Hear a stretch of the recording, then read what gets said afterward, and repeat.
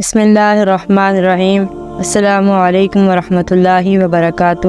ناظرین محترم، ہم آپ کو آج ایسا واقعہ سنانے جا رہے ہیں جس میں زندگی گزارنے کے اصول بھی نمایاں ہیں، جس میں ایک نصیحت بھی ہے اور بہت بڑا سبق بھی۔ دنیا میں آزمائشیں آتی رہتی ہیں، کبھی آزمائش بیماری کی صورت میں آتی ہے، کبھی رزق کی تنگی کی صورت میں آتی ہے۔ ہم متعدد بار آزمائشوں کا سامنا کرتے ہیں۔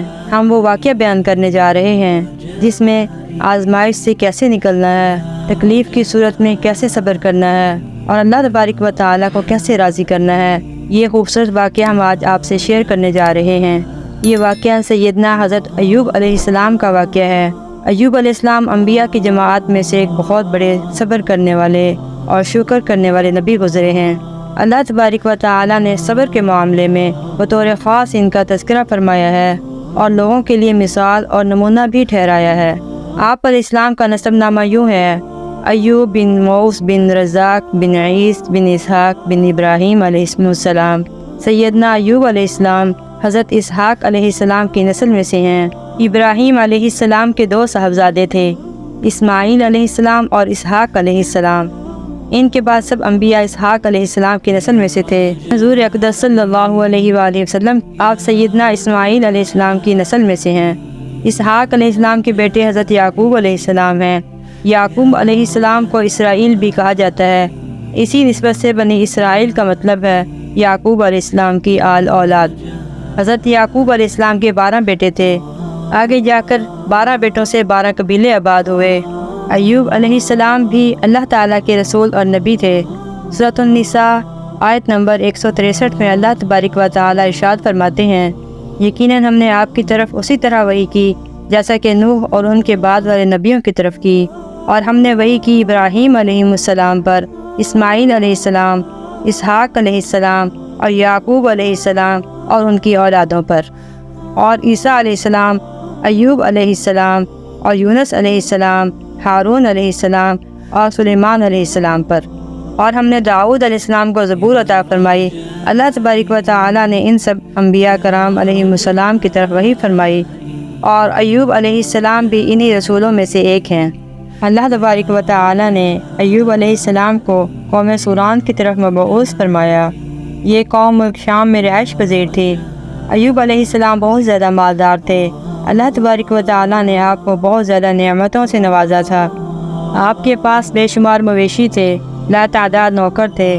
اللہ تبارک و تعالیٰ نے آپ کو زرعی زمین بھی عطا فرمائی۔ آپ علیہ السلام تاجر بھی تھے۔ آپ کی تجارت کا سلسلہ دور دور تک پھیلا ہوا تھا۔ اللہ تعالیٰ نے آپ کو کثیر اولاد بھی عطا فرمائی۔ آپ کے 7 بیٹے اور 7 بیٹیاں تھیں۔ آپ علیہ السلام خود بھی صحت مند اور طاقتور تھے۔ اللہ تبارک و تعالیٰ نے آپ کو ہر نعمت سے نوازا تھا۔ آپ روئے زمین پر نعمتوں سے مالا مال شخص تھے۔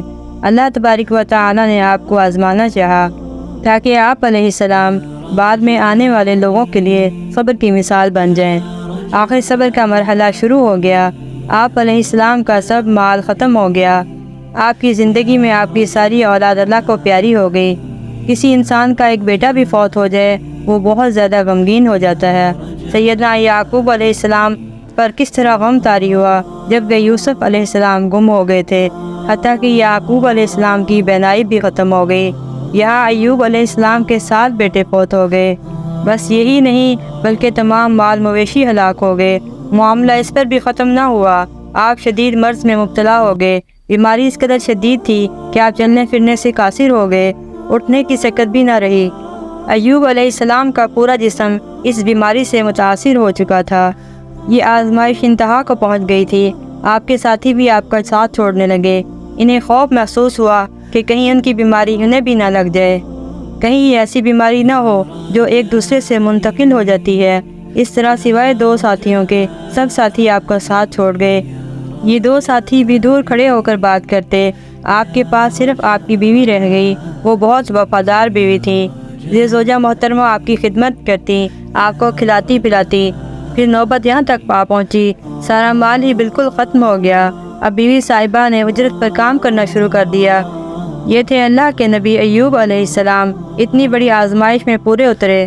آزمائش 1-2 ماہ نہیں، نہ ہی 1-2 سال، بلکہ 18 برس جاری رہی۔ ایوب علیہ السلام نے اس دور میں صبر کا دامن ہاتھ سے نہیں چھوڑا۔ آپ نے کبھی کسی سے شکوہ تک نہ کیا۔ سال ہر سال اسی حالت پر گزر گئے۔ ایوب علیہ السلام کی اہلیہ کو شیطان نے ایک مرتبہ طبیب کی شکل میں آ کر ورغلایا۔ چونکہ بیوی شوہر کی بیماری سے پریشان تھی، انہوں نے اس کو واقعی طبیب سمجھ کر اس سے کہا کہ میرے شوہر کا علاج کر دو۔ کیونکہ وہ شیطان تھا، اس نے کہا اس شرط پر علاج کرتا ہوں کہ اگر تمہارے شوہر کو شفا ہو گئی تو تم یہ کہنا کہ اس طبیب نے انہیں شفا دی ہے۔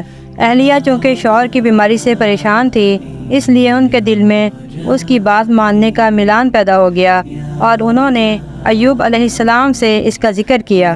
ایوب علیہ السلام کو بڑا رنج ہوا کہ شیطان نے ان کی اہلیہ تک رسائی حاصل کر لی اور وہ اس کی بات کی طرف مائل ہو رہی ہے۔ اس رنج کے عالم میں انہوں نے قسم کھائی کہ میں صحت مند ہونے کے بعد اپنی بیوی کو 100 کوڑے ماروں گا۔ ایوب علیہ السلام اور ان کی اہلیہ نے 80 سال ناز و نعمت کی بہاریں دیکھی تھی، نعمت اور خوشحالی میں زندگی گزاری تھی۔ آزمائش میں مبتلا ہونے کے بعد بس رضا الہی پر راضی رہے اور تقدیر الہی پر خوش رہے۔ دوسری طرف نوبت یہاں تک پہنچ گئی، لوگوں نے بیوی کو کام دینے سے انکار کرنا شروع کر دیا۔ ان کا خیال تھا کہ کہیں ان کے شوہر کی بیماری بیوی کے ذریعے انہیں بھی نہ لگ جائے۔ جب معاملہ یہاں تک پہنچ گیا تب بھی ایوب علیہ السلام نے اللہ سے رجوع کیا، لیکن بیماری اور تکلیف دور کرنے کی دعا نہیں مانگی۔ ایوب علیہ السلام کی اس دعا کو اللہ تبارک و تعالی نے قرآن پاک سورہ انبیاء آیت نمبر 83 میں یوں ارشاد فرمایا، وَأَيُّوبَ إِذْ نَادَىٰ رَبَّهُ أَنِّي مَسَّنِيَ الضُّرُّ وَأَنْتَ أَرْحَمُ الرَّاحِمِينَ۔ فرمایا اور ایوب علیہ السلام کی اس حالت کو یاد کرو جب کہ اس نے اپنے پروردگار کو پکارا، مجھے یہ بیماری لگ گئی ہے اور تو رحم کرنے والوں میں سب سے زیادہ رحم کرنے والا ہے، اور مجھے آزمائش نے آ لیا ہے اور تو ارحم الراحمین ہے۔ مطلب یہ کہ آپ نے واضح الفاظ میں دعا نہیں فرمائی۔ آپ نے یہ نہیں فرمایا الہی مجھے تندرستی عطا فرما، الہی مجھے رزق عطا فرما، بلکہ یوں کہا وَأَنْتَ أَرْحَمُ الراحمین، بلکہ عرض کی کہ میری نسبت میری حالت کو تو ہی بہتر جاننے والا ہے۔ اللہ تبارک و تعالی نے دوسری آیت میں ایوب علیہ السلام کی حالت کو اس طرح بیان کیا۔ سورہ صاد آیت نمبر 41 میں اللہ تبارک و تعالی فرماتے ہیں، اور ہمارے بندے ایوب کا ذکر کرو جب کہ اس نے اپنے رب کو پکارا، مجھے شیطان نے رنج اور دکھ پہنچایا ہے۔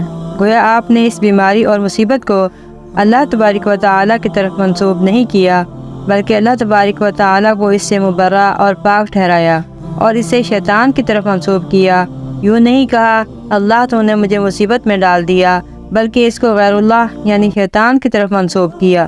حدیث میں بھی اسی طرح آتا ہے، اللہ تبارک و تعالی نے آپ کی التجا کو اسی لمحے شرف قبولیت سے نوازا۔ کتنے ہی مواقع ایسے آئے تھے اس سے قبل بھی آپ دعا کر سکتے تھے اور وہ دعا قبول ہو جاتی، لیکن آپ نے صبر کا دامن تھامے رکھا۔ اس لیے مدتوں سے صبر ایوب ضرب المثل چلی آ رہی ہے۔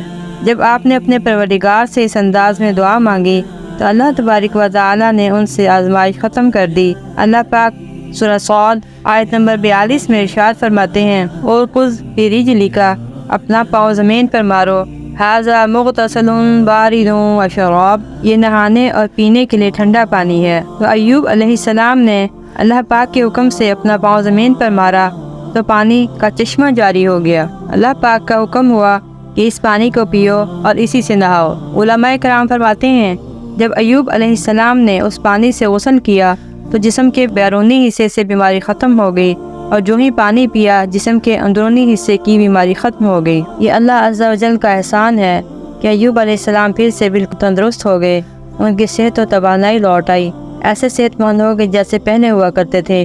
ان کی زوجہ محترمہ جب کام کاج سے واپس تشریف لائیں تو ایوب علیہ السلام کو نہ پہچان سکی، اور ایوب علیہ السلام کو کہنے لگی کہ آپ نے اللہ کے نبی ایوب یعنی میرے خاوند کو دیکھا ہے جو یہاں مرض میں مبتلا تھا؟ اللہ کی قسم جب میرے خاوند صحت مند تھے بالکل آپ جیسے تھے، میں نے آپ سے بڑھ کر ان سے ملتا جلتا آدمی آج تک نہیں دیکھا۔ اس پر ایوب علیہ السلام بولے، کیا تم نے مجھے پہچانا نہیں؟ بیوی نے حیران ہو کر پوچھا، آپ کون ہیں؟ تب وہ بولے، میں ایوب ہوں۔ بیوی بولی، سبحان اللہ، اس کا مطلب ہے بیماری ختم ہو گئی، اللہ تبارک و تعالیٰ کا احسان ہو گیا۔ اس کے بعد اللہ تبارک و تعالیٰ نے انہیں اہل عیال کی نعمتیں بھی لٹا دی ان کے مویشی بھی انہیں واپس مل گئے۔ سیدنا عبداللہ بن عباس رضی اللہ تعالیٰ عنہما فرماتے ہیں اللہ تبارک و تعالیٰ نے ایوب علیہ السلام کو ہی اپنے فضل و کرم سے نہیں نوازا بلکہ ان کے ساتھ ان کی اہلیہ کو بھی اپنے خاص فضل و کرم سے نوازا، اس لیے کہ انہوں نے بھی اس عظیم آزمائش میں صبر کا مظاہرہ کیا۔ اللہ تبارک و تعالیٰ نے ان کی جوانی لوٹا دی۔ ان سے ایوب علیہ السلام کے 26 بیٹے اور بیٹیاں پیدا ہوئیں۔ یہ بھی روایت ملتی ہے کہ 26 بیٹے ہی تھے اور بیٹیاں اس کے علاوہ تھیں۔ اللہ تبارک و تعالیٰ سورہ انبیاء آیت نمبر 84 میں فرماتے ہیں ہم نے اس کو اہل و عیال عطا فرمائے بلکہ ان کے ساتھ اپنی خاص مہربانی سے اتنے ہی اور لوگ بھی عطا فرمائے اور عبادت کرنے والوں کے لیے نصیحت ہے۔ مطلب یہ کہ ان کی جوانی واپس کر دی، مال و دولت لوٹا دیا اور یہ چیزیں انہیں فوراً واپس کر دیں، جسمانی صحت بھی لوٹا دی، دنیاوی دولت بھی عطا فرما دی۔ سیدنا ایوب علیہ السلام جب غسل فرما رہے تھے تو ان پر ٹیڈیوں کی مسلح دھار بارش ہونے لگی۔ یہ ٹیڈیاں کیا تھیں؟ وہ سونے کی ٹیڈیاں تھیں۔ اللہ تبارک و تعالیٰ ان کو غسل کے دوران ہی اتارنے لگے۔ ایوب علیہ السلام نے ٹیڈیوں کو کپڑوں میں جمع کرنا شروع کر دیا۔ اللہ تبارک و تعالیٰ نے فرمایا ایوب کیا میں نے تمہیں مالدار نہیں بنا دیا؟ اس نئے نازل ہونے والے مال سے بے پرواہ نہیں بنا دیا؟ ایوب علیہ السلام نے عرض کیا جی ہاں میرے پروردگار، لیکن میں آپ کی رحمت اور برکت سے بے پرواہ نہیں ہو سکتا۔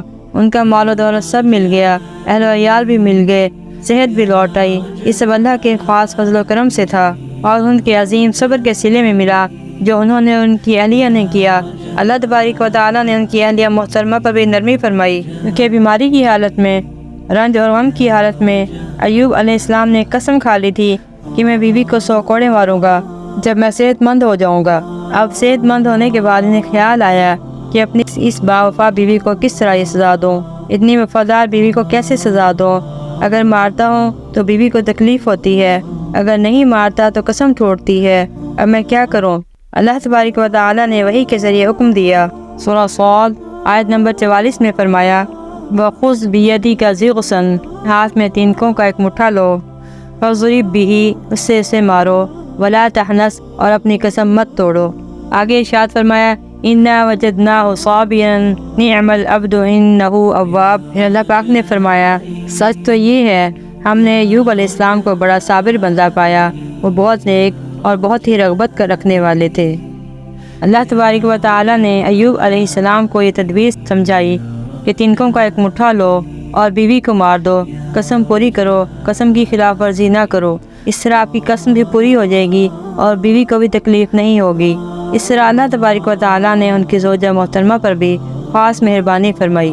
یہ تھا ایوب علیہ السلام کا قصہ۔ اس واقعے سے ہمیں سبق ملتا ہے کہ آزمائش میں پورے اتریں گے، اللہ کی مدد آئے گی، گلے شکوے نہیں کریں گے، اللہ کی مدد آئے گی، رجوع اللہ کریں گے، اللہ کی مدد آئے گی۔ اللہ پاک اپنے بندوں پر ظلم نہیں کرتے، بندے اللہ کی طرف رجوع کریں تو اللہ تعالیٰ کی مدد ضرور آتی ہے، کیونکہ یہاں فرمایا گیا وَذِكْرَىٰ لِلْعَابِدِينَ کہ عبادت کرنے والوں کے لیے اس میں نصیحت ہے۔ اس بیماری اور تکلیف میں ایوب علیہ السلام نے 18 سال گزارے، لیکن ایک بار بھی زبان سے شکوے کے الفاظ ظاہر نہیں ہوئے، ایک بار بھی یہ نہیں کہا کہ اللہ تو نے مصیبت میں ڈال دیا یا اللہ تو نے مجھے بیماری میں مبتلا کر دیا، بلکہ اس تکلیف کو شیطان کی طرف منسوب کیا اور فرمایا مجھے شیطان نے دکھ اور رنج پہنچایا ہے اور تو ارحم الراحمین ہے، یعنی تو سب سے زیادہ رحم کرنے والوں میں سے رحم کرنے والا ہے، تو مجھ پر رحم فرما۔ ایوب علیہ السلام اس آزمائش میں پورے اترے۔ اللہ تبارک و تعالیٰ نے تعریفی کلمات سے نوازا، فرمایا اِنَّا وَجَدْنَاهُ صَابِرًا نِعْمَ الْعَبْدُ إِنَّهُ أَوَّابٌ، فرمایا سچ تو یہ ہے کہ ہم نے ایوب علیہ السلام کو صبر کرنے والا پایا، فرمایا بڑا صابر بندہ ہے اور بہت نیک ہے اور رجوع اللہ کرنے والا ہے۔ ہمیں بھی بیماری میں، تکلیف میں، رنج و غم میں اللہ پاک کی طرف رجوع کرنا چاہیے، شکوے کے الفاظ زبان پر نہیں لانے چاہیے۔ اللہ پاک ہم سب کو انبیاء کے طریقے، انبیاء کے نقش قدم پر چلنے والا بنائے، آمین۔